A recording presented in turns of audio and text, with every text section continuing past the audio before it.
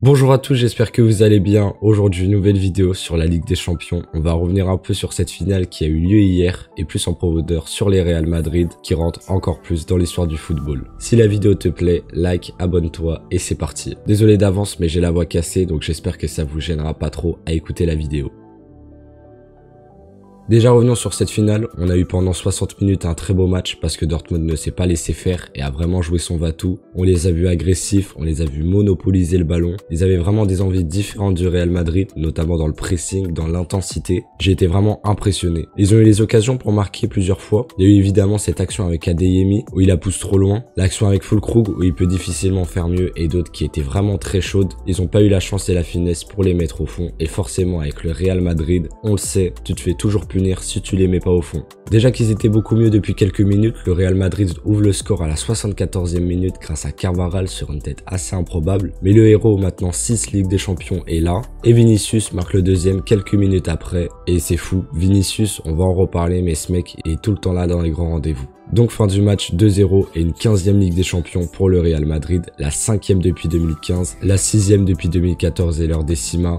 En 10 ans, ils en ont pris 6, c'est totalement exceptionnel. Ils en ont pris pendant la génération dorée et pendant la transition. Et vu ce qu'on voit et ce qui va arriver, on va avoir très sûrement une autre génération dorée qui a déjà commencé cette saison. Je finis sur Dortmund en disant que cette équipe a eu quelque chose en plus en Ligue des Champions. Ils ont totalement mérité leur place en finale. Il faut juste les féliciter, les applaudir pour leur très beau parcours parce qu'ils le méritent et bravo à Edin Terzic qui y est pour beaucoup. Sans oublier Marco Reus qui finit son histoire de plus de 10 années avec Dortmund et c'est malheureux parce qu'il rentre juste avant les deux buts du Real Madrid donc c'est vraiment cruel pour lui. Carlo Ancelotti est le plus grand coach de l'histoire, je sais pas si c'est discutable, il a une longévité impressionnante et hier il a gagné sa 7e LDC après ses deux en tant que joueur du Milan en 1988-89 et 1989-90, il en aura remporté 5 en coach. Et la stat la plus impressionnante c'est qu'il est le seul homme à avoir remporté la Ligue des Champions au cours de 5 décennies différentes, 1980, 1990, 2000, 2010 et 2020. Vinicius est sûrement déjà rentré dans l'histoire du football en marquant sur ses deux finales de LDC qu'il a joué. Et ce qui m'impressionne le plus avec lui, au-delà de ses performances exceptionnelles sur terrain,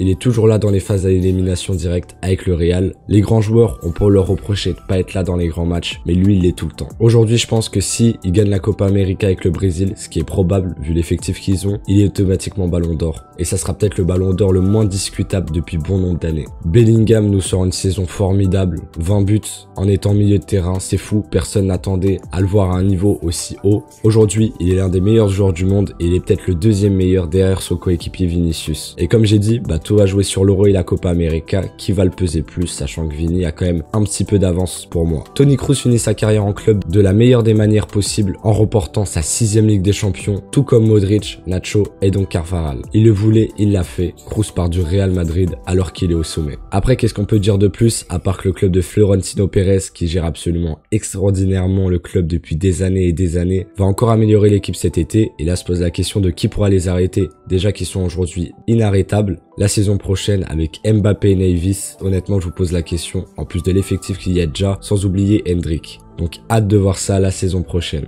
Voilà, c'était une petite vidéo à chaud sur cette finale de Ligue des Champions. Si la vidéo vous a plu, likez, abonnez-vous et moi je vous dis à la semaine prochaine pour une nouvelle vidéo.